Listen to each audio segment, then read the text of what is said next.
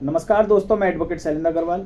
आइए आज हम चर्चा करते हैं, क्या पुलिस किसी अभियुक्त व्यक्ति या संदिग्ध व्यक्ति का वॉइस सैंपल ले सकती है? यदि ले सकती है तो उसका प्रोसीजर क्या है, किस कंडीशन में ले सकती है?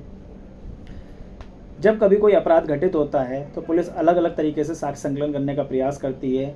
घटना स्थल पर प्राप्त साक्ष्य, DNA test, RNA test, blood test, narco test, brain mapping test, fingerprint, handwriting test, हस्ताक्षर मिलान, वॉइस सैंपल। जब कभी दो अभियुक्त व्यक्ति आपस में बात करते हैं या एक अभियुक्त व्यक्ति किसी अन्य व्यक्ति से बात करता है और उसकी वॉइस रिकॉर्ड हो जाती है, तो पुलिस को मिलान करना होता है क्या ये वॉइस इसी अभियुक्त व्यक्ति की या संदिग्ध व्यक्ति की है। उस वॉइस का मिलान करने के लिए पुलिस को संदिग्ध व्यक्ति की वॉइस की आवश्यकता होती है। अब ऐसी वॉइस क्या ली जा सकती है या ये कानूनन विरुद्ध है? जैसा कि संविधान के अनुच्छेद 20(3) में बताया गया कि किसी व्यक्ति को उसके विरुद्ध साक्ष्य देने के लिए बाध्य नहीं किया जा सकता है। किसी व्यक्ति को उसके विरुद्ध डीएनए टेस्ट, नार्को टेस्ट या फिर स्वयं के विरुद्ध साक्ष्य देने या रक्त सैंपल देने या फिर वॉइस सैंपल देने के लिए बाध्य नहीं किया जा सकता है। ये निजता का अधिकार का उल्लंघन है। सुप्रीम कोर्ट के सामने ये मामला आया। केस था Ritesh Sinha versus state of UP. 3 जजों की बेंच थी। उन्होंने इसमें डिसाइड किया कि किसी के निजता का अधिकार सार्वजनिक हित से ऊपर नहीं हो सकता है। निजता का अधिकार एब्सोल्यूट अधिकार नहीं है, आत्यंतिक अधिकार नहीं है। इस पर रोक लगाई जा सकती है यदि सार्वजनिक हित से, सुरक्षा की दृष्टि से ऐसा आवश्यक है, अपराध की रोकथाम के उद्देश्य से ऐसा आवश्यक है, तो ऐसे निजता के अधिकार पर रोक लगाई जा सकती है। इसी के परिप्रेक्ष्य में सुप्रीम कोर्ट ने ये जानने का प्रयास किया कि आखिर किस प्रावधान के तहत वॉइस सैंपल लिया जाता है। उन्होंने मुख्यतः चर्चा करी सीआरपीसी के सेक्शन 53, 54A, 311A व आइडेंटिफिकेशन प्रिजनर एक्ट के सेक्शन 5 में। यहाँ पे जजों में आपस में ही असहमति थी। मामला क्या था? मामला ये था कि सेक्शन 53 में बताया गया है कि कोई चिकित्सक किसी अभियुक्त व्यक्ति का डीएनए सैंपल के लिए ब्लड सैंपल ले सकता है, नाखून ले सकता है, बाल ले सकता है या अन्य कोई सैंपल ले सकता है जिससे डीएनए का पता चलता हो या अपराध किए गए अभियुक्त का पता चलता हो। सेक्शन 53 बात करता है चिकित्सक का। इसमें पुलिस का कहीं भी रोल नहीं है। और जबकि वॉइस सैंपल लेने की पावर की बात पुलिस की जा रही है, क्या पुलिस को वॉइस सैंपल लेने की पावर है? तो सुप्रीम कोर्ट ने कहा कि सेक्शन 53 तो वॉइस सैंपल के लिए लागू नहीं होता है क्योंकि ये एक चिकित्सक से संबंधित है। इसी प्रकार फिर चर्चा की गई सेक्शन 54A पे। सेक्शन 54A शनाख्त से संबंधित बात करता है। कोई व्यक्ति गिरफ्तार किया गया है उससे संबंधित बात करता है। इस पे सुप्रीम कोर्ट ने कहा कि सेक्शन 54A कुछ हद तक तो ठीक है, लेकिन सेक्शन 54A बात करता है गिरफ्तार किए गए अभियुक्त व्यक्ति की पहचान की। क्या मान लीजिए अगर किसी व्यक्ति को गिरफ्तार नहीं किया गया है, तब क्या उसका वॉइस सैंपल नहीं लिया जा सकता है? तब क्या उसकी शनाख्त नहीं कराई जा सकती है? तो उन्होंने कहा कि सेक्शन 54A भी पूर्णतः ठीक नहीं बैठता है क्योंकि सेक्शन 54A मजिस्ट्रेट को शनाख्त से संबंधित बताता है। इसमें भी वॉइस सैंपल के बारे में कहीं भी प्रावधान नहीं है। फिर चर्चा की गई 311A की। 311 एक मजिस्ट्रेट का पावर देता है हस्तलेख या फिर हस्ताक्षर का नमूना देने की। वह भी बात किसी गिरफ्तार व्यक्ति की करता है जो कभी किसी समय गिरफ्तार किया गया हो और केवल हस्तलेख या नमूना से संबंधित बात करता है। तो यहाँ भी चर्चा की गई कि इसमें भी 311A में, सेक्शन 53 में, 54A में कहीं भी नहीं बताया गया है कि वॉइस सैंपल आखिर किस प्रावधान के तहत लिया जाता है। सुप्रीम कोर्ट ने कहा कि चूंकि किसी प्रावधान में यह नहीं बताया गया है, फिर भी हम एडजस्टम ज्यूरिस का प्रावधान लगाते हैं और उसके तहत ये तय करते हैं कि हाँ, वॉइस सैंपल सेक्शन 53 के तहत लिया जाना कुछ हद तक ठीक प्रतीत होता है।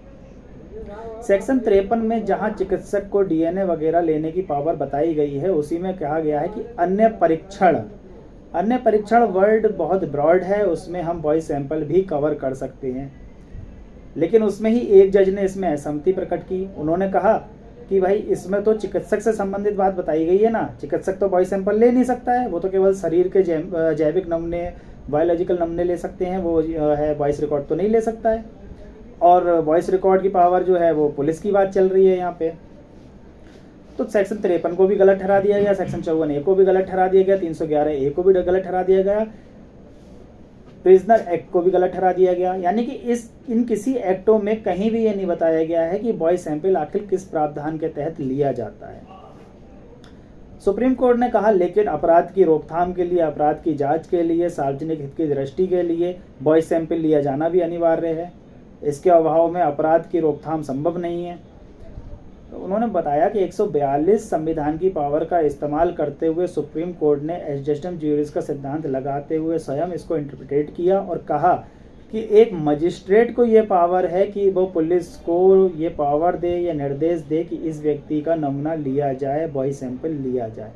अर्थात पुलिस स्वयं ही किसी भी अभियुक्त व्यक्ति का वॉइस का नमूना सैंपल नहीं ले सकती है। उसको मजिस्ट्रेट के सामने एक एप्लीकेशन देनी होगी। मजिस्ट्रेट को ये शक्ति सुप्रीम कोर्ट ने दे रखी है कि मजिस्ट्रेट ही ऐसी एप्लीकेशंस को अलाउ कर सकता है और मजिस्ट्रेट के आदेश से ही वॉइस सैंपल लिए जा सकते हैं। किसी व्यक्ति को स्वयं के विरुद्ध साक्ष्य देने के लिए बाध्य नहीं किया जा सकता है, लेकिन अगर ऐसा व्यक्ति साक्ष्य देने के लिए मना करता है तो उसके अगेंस्ट उपधारणा जरूर की जा सकती है। ये उपधारणा की जा सकती है, इसका मतलब इसने अपराध किया है, इसीलिए ये ऐसे सैंपल्स देने के लिए मना कर रहा है। तो सुप्रीम कोर्ट ने Ritesh Sinha versus state of UP में ये क्लियर कर दिया है कि मजिस्ट्रेट को ही वॉइस सैंपल का आदेश देने की पावर है, जांच एजेंसियां ऐसा नहीं कर सकती हैं। लेकिन फिर भी अभी भी इन चीज़ों को लेके अस्पष्टता है कि वॉइस सैंपल कैसे लिया जाएगा, कौन लेगा, कौन सा आर्टिकल इसके लिए सबसे अच्छा है, कितने समय का वॉइस सैंपल लेना चाहिए, किसकी अभिरक्षा में लेगा, इसके प्रतिलेख कैसे बनाए जाएंगे, इन सभी को लेके अभी भी डाउट है। ये बिल्कुल क्लियर नहीं है कि वॉइस सैंपल कैसे लिया जाएगा, कितने समय का लिया जाएगा, क्या प्रोसीजर रहेगा। बस हाँ इतना कह दिया कि वॉइस सैंपल जो है मजिस्ट्रेट इसका आदेश कर सकते हैं। तो इस तरीके से हमने समझा कि वॉइस सैंपल लेने का आदेश तो हो सकता है, लेकिन सिर्फ वो मजिस्ट्रेट ही कर सकते हैं, पुलिस को ऐसी कोई शक्ति नहीं है। यदि पुलिस आपको वॉइस सैंपल के लिए बाध्य करती है तो आप मना कर सकते हैं, चुप रह सकते हैं, आप शांत रह सकते हैं। पुलिस आपको आपके स्वयं के विरुद्ध साक्ष्य देने के लिए बाध्य नहीं कर सकती है। लेकिन हाँ, यदि आप आरोपी हैं तब तो आप ऐसा कर सकते हैं, लेकिन अगर आप संदिग्ध की दृष्टि से हैं, संदिग्ध व्यक्ति हैं, तब आपका साक्ष्य अन्य साक्ष्यों से मिलान के लिए लिया जा सकता है। यानी कि यदि साक्ष्यों का मिलान करना हो तब यह नहीं कहा जा सकता है कि आपका साक्ष्य जो लिया जा रहा है वो आपके विरुद्ध है, आपको स्वयं आपके विरुद्ध गवाही देने के लिए बाध्य किया गया है। आपका साक्ष्य अगर अन्य साक्ष्यों से मिलान के लिए लिया जा रहा है तो वह आपके स्वयं के विरुद्ध साक्ष्य नहीं माना जाएगा। ऐसा नहीं माना जाएगा कि आपके निजता का अधिकार का उल्लंघन हो रहा है। इसी तरीके की और जानकारी के लिए मेरे चैनल को सब्सक्राइब करें, लाइक करें, कमेंट्स करें। आपका बहुत बहुत धन्यवाद।